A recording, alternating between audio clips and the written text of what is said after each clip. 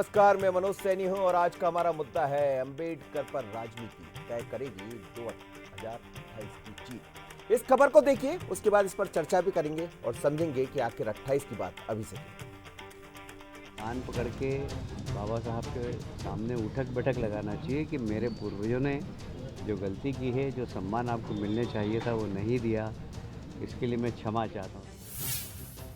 Cabinet मंत्री कैलाश विजयवर्गीय के इस बयान के बाद राहुल गांधी की महू यात्रा पर महाभारत छिड़ गई है।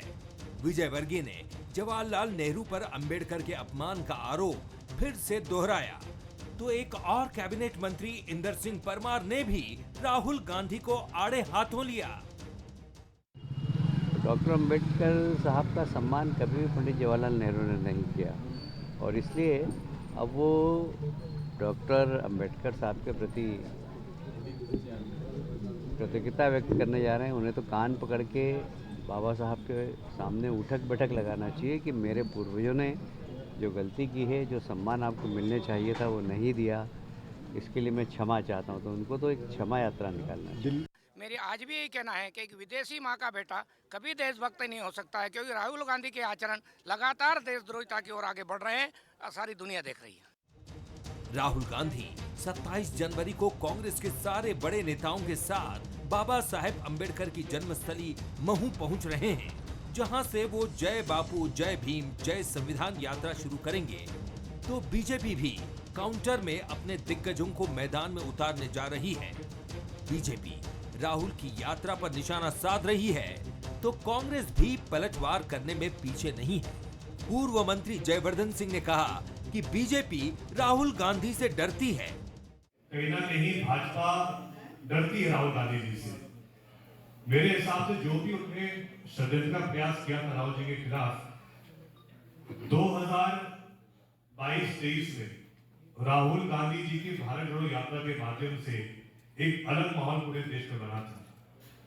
उस यात्रा के बाद जो राहुल जी की लोकप्रियता है वो भाजपा सहन नहीं कर पा रही है। राहुल गांधी जी के परिवार का और पूर्वजों का इतिहास स्वर्णिम है। देश की आजादी में कुर्बानियां दी हैं, जेल गए हैं और देश के निर्माण में दादी ने अपनी शहादत दी है, उनके पिताजी शहीद हुए हैं। आपकी पार्टी के पूर्वजों ने क्या किया पहले वो बताएं, फिर किसी और के ऊपर उंगली उठाएं। कुल मिलाकर मध्य प्रदेश संविधान और अंबेडकर पर हो रही सियासत का अखाड़ा बन रहा है। अंबेडकर के सम्मान के नाम पर दोनों तरफ से बयानों की बौछार जारी है। अंबेडकर और संविधान पर जिस तरह से सियासत परवान चढ़ रही है, उसको देखकर लग रहा है कि अंबेडकर पर राजनीति तय करेगी 28 की जीत।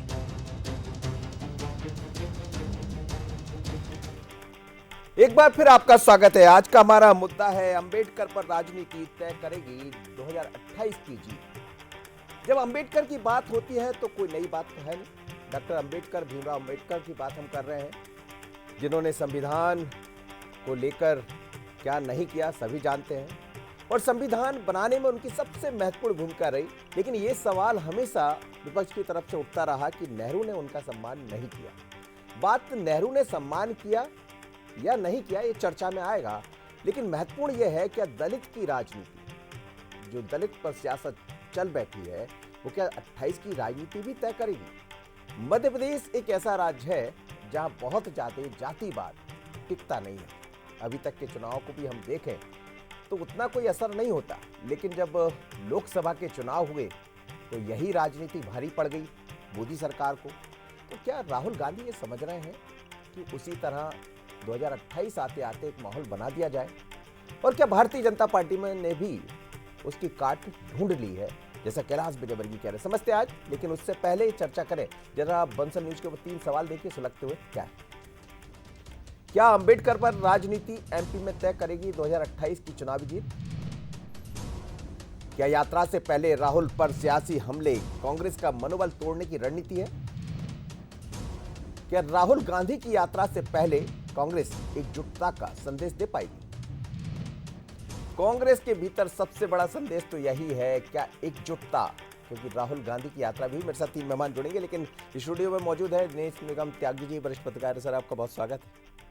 साथ ही जुड़ रहे हैं अजय धवले जी, भारतीय जनता पार्टी के प्रवक्ता। अजय जी, आपका बहुत स्वागत है।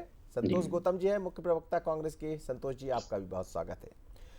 दिनेश जी, मध्य प्रदेश की राजनीति सियासत को जितना हम लोग देखते हैं तो जाति का काट चलता तो है, लेकिन उस तरह प्रभाव नहीं होता है जैसा बिहार, उत्तर प्रदेश की तरफ जब हम देखते हैं। 24 में यही दलित की राजनीति कुछ स्थानों पर भारी पड़ी, जो मोदी का एक जिस तरह से जाना चाहिए था वो नहीं हुआ, लेकिन सरकार है केंद्र में। फिर उसके बाद अमित शाह जी का बयान भी आ जाता। तो क्या एक मौका मिल गया है राहुल गांधी को कि मध्य प्रदेश में उसी तरह का कार्ड आगे बढ़ाया जाए, और भारतीय जनता पार्टी के पास काट क्या होगी इसकी? जी बिल्कुल, आप ठीक कह रहे हैं। मध्य प्रदेश अंबेडकर के लेके राजनीति के मामले में इसलिए महत्वपूर्ण है क्योंकि उनकी जन्मस्थली मध्य प्रदेश में स्थित है, महू में स्थिति है। और आप आज़ादी के बाद से देखें तो कांग्रेस की ताकत ये दलित वोट बैंक रहा है। आज भले ये कहा जाए कि कांग्रेस ने अंबेडकर का अपमान किया, नेहरू ने अंबेडकर का अपमान किया, लेकिन तब से लेके आज तक, जब तक ये काशीराम का उदय नहीं हुआ या दूसरे दलित नेताओं का उदय नहीं हुआ, तब तक ये जो दलित वर्ग है कांग्रेस के साथ ही जा रहा है। कांग्रेस का परंपरागत वोट रहा है। पिछले लोकसभा चुनाव में जैसा कांग्रेस ने प्रदर्शन किया, राहुल गांधी की जो यात्राएं निकली, उसके नतीजे में रिजल्ट आए, कांग्रेस ने पूरा महागठबंधन बना के चुनाव लड़ा, भाजपा 400 पार का नारा दे रही थी, बहुत पीछे रह गई। तो कहीं ना कहीं एक ये उम्मीद कांग्रेस को है कि जो अभियान चलाया जाए, जो लड़ाई लड़ी जाए, जनता के बीच में जाया जाए तो उसका फ़ायदा मिलता है। अब कितना फ़ायदा मिलता है ये तो जहाँ तक राहुल गांधी पर हमले का सवाल है, तो राहुल गांधी पर हमला कोई नई बात नहीं है। मुझे लगता है भाजपा ये जानती है कि कांग्रेस को अगर सर्वाइव हो सकती है, कांग्रेस अगर खड़ी हो सकती है, तो सबसे बड़ी ताकत गांधी परिवार ही है। इसलिए चाहे सोनिया गांधी रही हों, चाहे उसके पहले इंदिरा गांधी, राजीव गांधी रहे हों, अब राहुल गांधी और प्रियंका गांधी हैं, भाजपा के विपक्ष के सबसे ज़्यादा हमले इन्हीं के खिलाफ होते हैं, इन्हीं के ऊपर हो रहते हैं। अब चूंकि मध्य प्रदेश में एक बड़ा जमावड़ा होने वाला है अंबेडकर के नाम पर, अमित शाह जी ने जो एक बात कही थी, वो ऐसा लग रहा है कि जैसे पूरे देश की जो राजनीति है अंबेडकर को लेकर पूरे मध्य प्रदेश में आगे केंद्रित हो गई है। कांग्रेस ने भी तय किया है कि महू से अभियान की शुरुआत करेंगे। वहाँ खड़गे जी आ रहे हैं, राहुल गांधी आ रहे हैं, प्रियंका गांधी आ रही हैं, और सारे दिग्गज बड़े नेता आ रहे होंगे। तो एक संदेश दलितों को लेके, अंबेडकर को लेके कांग्रेस से देने की कोशिश कर रही है कि भाजपा ने अंबेडकर का अपमान किया है, अमित शाह ने अंबेडकर जी का अपमान किया है, उनको माफ़ी मांगना चाहिए, और वहाँ का अभियान इनको ले जाने की योजना गांव-गांव तक, कस्बों तक, शहरों तक है। तो ये लड़ाई कहाँ कितनी ले जाएंगे, मुझे लगता है कि भाजपा नहीं चाहती कांग्रेस आगे बढ़े, तो अकेले राहुल गांधी पे हमले नहीं हो रहे हैं। आप देख लिए जो प्रदेश में नेतृत्व कर रहे हैं जीतू पटवारी पर भी हमले हो रहे हैं। जीतू पटवारी की थोड़ी थोड़ी बात पे नज़र रखी जा रही है। जीतू पटवारी ने एक आंदोलन पे अंबेडकर का पोस्टर घुटने में रख के कुछ लिखने लगे तो वो मुद्दा बन गया। जीतू पटवारी ने अपने बंगले में पीसी ली, वहाँ जो फोटो अंबेडकर और गांधी के, राहुल गांधी और खड़गे जी से नीचे लगे थे, वो मुद्दा बन गया। तो भाजपा कांग्रेस को मुद्दा बना के मामले में आगे नहीं बढ़ने देने चाह रही, और कांग्रेस भी एक अभियान और यात्रा निकाल रही है। अब देखिए नतीजा क्या होता है। बिल्कुल, नतीजा क्या होता है, और भारतीय जनता पार्टी पकड़ लेती है चीज़ों को। जरा सी चूक आपने की और फिर वो उसके हाथ में। संतोष गौतम जी, राहुल गांधी पहले भी भारत जोड़ो यात्रा को लेकर मध्य प्रदेश पहुंचे और यात्रा अच्छी रही, मैं भी उसमें शामिल हुआ था, मुझे पता है। लेकिन यात्रा को बतौर चुनाव की दृष्टि से हम देखें तो वो प्रतिशत आपको नहीं मिला, और भारतीय जनता पार्टी की वापसी भी हो गई मध्य प्रदेश में। 24 में सरकार भी बन गई, 23 में, उसके बाद स्थिति बहुत स्पष्ट। लेकिन क्या दलित ही एक वो है रास्ता जिसके, या संविधान बहाना है, दलित निशाना है? देखिए मनोज भाई, कांग्रेस पार्टी का स्पष्ट मान्यता है कि वो वोटों के आधार पर राजनीति नहीं करती। तो दलित को अगर वोटों के एंगल से देखा जाए तो वो कांग्रेस पार्टी की राजनीति कभी नहीं रही है। भारतीय जनता पार्टी के नेतागण, मुझे आश्चर्य होता है कि आज अंबेडकर के 50-60 वर्ष पुराने अपमान की बातें यदि कर रहे हैं नेहरू जी के जमाने की, तो वो ये बात भूल जाते हैं कि नेहरू जी के ही प्रधानमंत्रित्व काल में भारत का संविधान लिखा गया और जिसकी प्रारूप समिति के अध्यक्ष बाबा साहब भीमराव अंबेडकर थे। मैं समझता हूं कि अगर ये मनुवादी विचारधारा उस समय सत्ता में बैठ गई होती तो बाबा साहब भीमराव अंबेडकर ने संविधान को नहीं लिखा होता, किसी देवव्रत ने लिखा होता, किसी गोलवलकर ने लिखा होता, किसी हेडगेवार ने वो संविधान लिखा होता। मेरे कहने का मतलब है कि आरएसएस का आज तक एक भी चीफ जो बना वो न तो पिछड़ा बना है न तो दलित बना है। तो आज संविधान लिखने जैसा महत्वपूर्ण काम कैसे मिल गया होता है एक दलित को। तो ये जो दर्द है भारतीय जनता पार्टी का, ये तब से शुरू हुआ है। और ऐसा नहीं है जो अंबेडकर के अपमान की बातें कर रहे हैं, दरअसल या तो इतिहास को जानते नहीं है, तोड़ मरोड़ कर जानबूझकर झूठ बोलना चाहते हैं। जब संविधान लिखा गया तो उसकी प्रतियां जलाने वाली कोई विचारधारा थी, तो आरएसएस की विचारधारा थी। बाबा साहब के पुतले की अर्थी निकालकर उसको जलाया था। किसने जलाया था? आरएसएस की विचारधारा ने। तो ये लोग अपने काले अतीत से पीछा छुड़ाने के लिए अपनी विरोधी विचारधारा पर थोपते रहते हैं चीजें तरह तरह से कि उनके ऊपर बात आ जाए, लेकिन ऐसा नहीं है। और जो कह रहे हैं कि विदेशी माता का जो पुत्र है वो कभी देशभक्त नहीं होता, वो ये भूल जाते हैं कि विदेशी ताकतों से भत्ते लेने वाली विचारधारा है आरएसएस की। उनकी लिए मुखबिरी करते थे क्रांतिकारियों के विरुद्ध, उनसे जेलों में छूटने के लिए माफीनामे लिखते थे।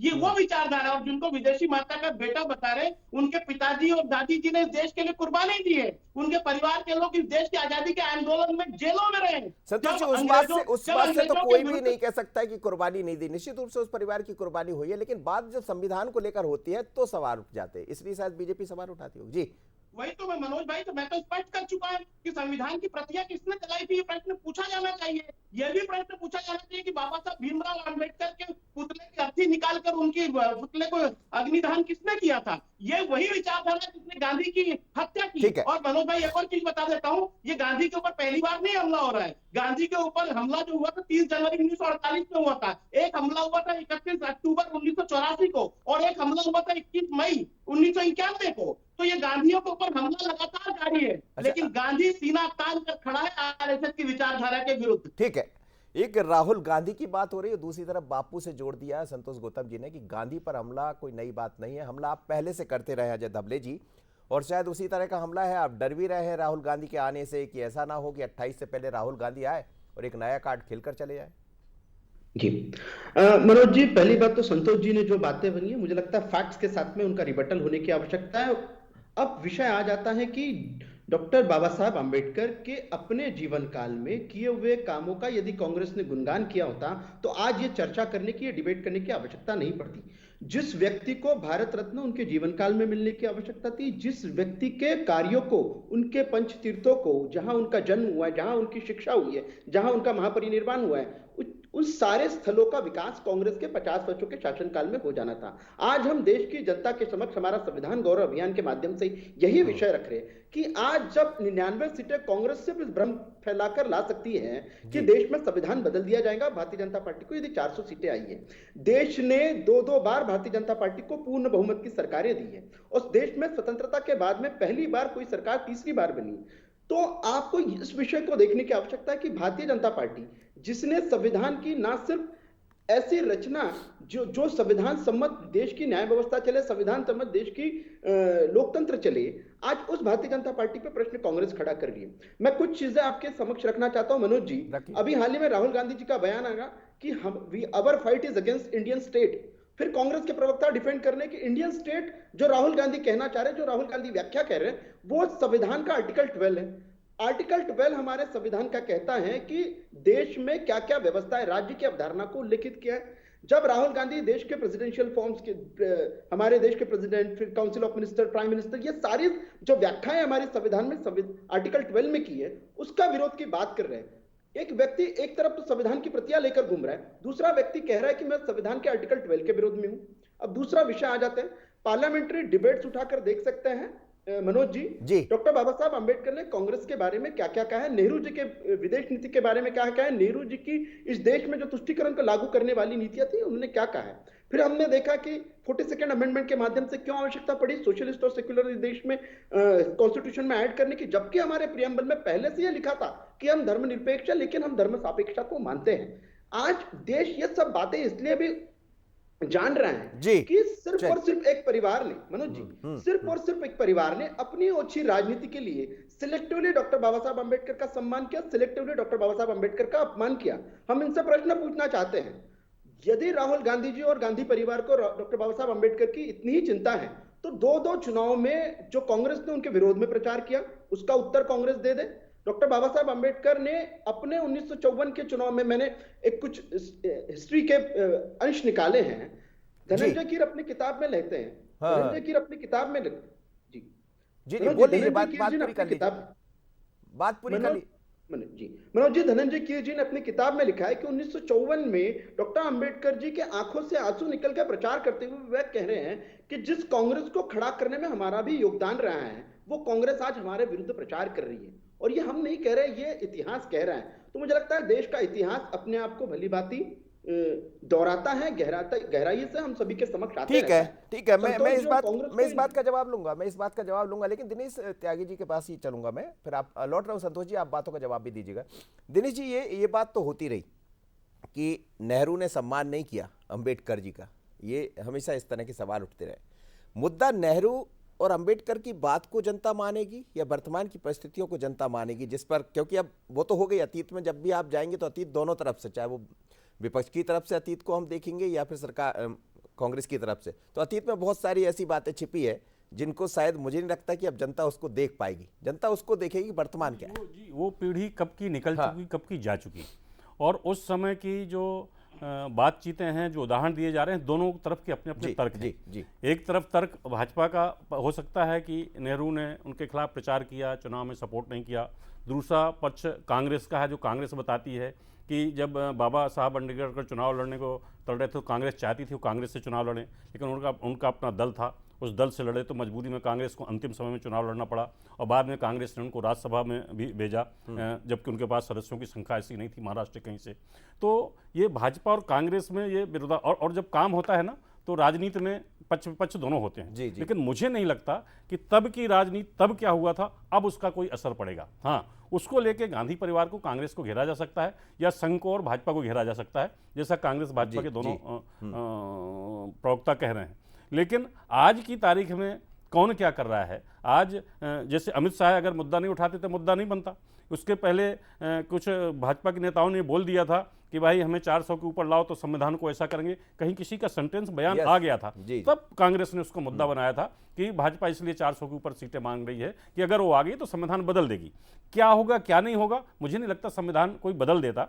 संविधानों में जहाँ तक संविधान संशोधन की बात है, कांग्रेस ने खूब किए हैं, भाजपा भी कर रही है। जहाँ जरूरत होगी तो उसमें परिवर्तन संशोधन किया जा सकता है, लेकिन राजनीति आज की है। आज चूंकि उत्तर प्रदेश में ऐसा लग रहा है जैसे मायावती कमजोर हो रही हैं, जो दलित नेता दूसरे कमजोर हो रहे हैं। कांग्रेस सोचती है कि इस जो खाई आ रही है उसका वोट पुराना वापस आ जाए, भाजपा ये सोचती है वोट कांग्रेस के पास ना जा पाए। तो ये लड़ाई वोटों की है, चुनाव की है, और उसी के लेकर दोनों संघर्ष कर रहे हैं। मध्य प्रदेश का जहां तक सवाल है, एक बेल्ट छोड़ दीजिए आप, चंबल ग्वालियर से चलिए, बुंदेलखंड से लेकर बिंद तक जाइए, तो वहाँ थोड़ा बहुत असर दिखता है। जो जातिवाद के नाम पे वोट पड़ते हैं, वहाँ की पूरे प्रदेश में कहीं बहुत ज़्यादा असर नहीं है। और भाजपा तो पिछले कुछ चुनावों से हर जगह जीत रही है, हर वर्ग का वोट मिल रहा है।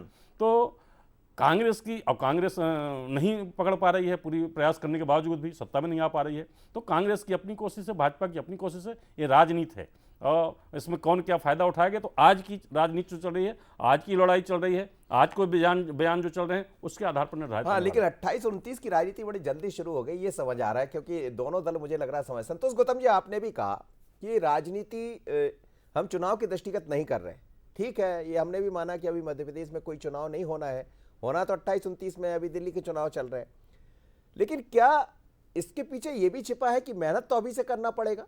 आप लगे रहिए, जैसा भारतीय जनता पार्टी एक चुनाव जीतती है, अगले चुनाव की तैयारियां शुरू कर देती है, तो वही नब्ज क्या कांग्रेस पकड़ रही? ठीक है, दलित बहाना है, संविधान के बहाने ही सही, लेकिन राजनीति का करने का तरीका वही है क्या? और कुछ सवाल भी है अभय जी के, उनके जवाब भी दे दीजिएगा। मैं अतीत में ज्यादा नहीं जाना चाहता हूं, वर्तमान में बात करना चाहता हूं। जी देखिए, हाँ, बहुत अच्छी बात कही मनोज जी। मैं तो अतीत में बहुत ज्यादा जाना भी नहीं चाहता हूँ, लेकिन चूंकि अजय जी ने कुछ बातें उठाई थी तो मैं उनको यह भी कह देना चाहता हूँ, बोले सेलेक्टिव वाली बात बहुत बार बार उन्होंने कही। तो सेलेक्टिवली वो ये भूल जाते हैं कि बाबा साहब भीमराव अम्बेडकर ने देश का संविधान लिखा तब जब नेहरू इस देश के प्रधानमंत्री थे, वो संसद में गए तब जब नेहरू इस देश के प्रधानमंत्री थे। अगर आज का दौर होता तो नरेंद्र मोदी हो सकता है अम्बेडकर को संविधान लिखने और राज्यसभा में भेजने का काम न करते। हो सकता है उनके ऊपर कोई भी आरोप लगाकर उन पर ईडी और सीबीआई की जांच बैठा देते, ऐसा भी हो सकता है, क्योंकि हमने देखा संविधान की किस तरह हत्याएं नरेंद्र मोदी के शासनकाल में हुई है।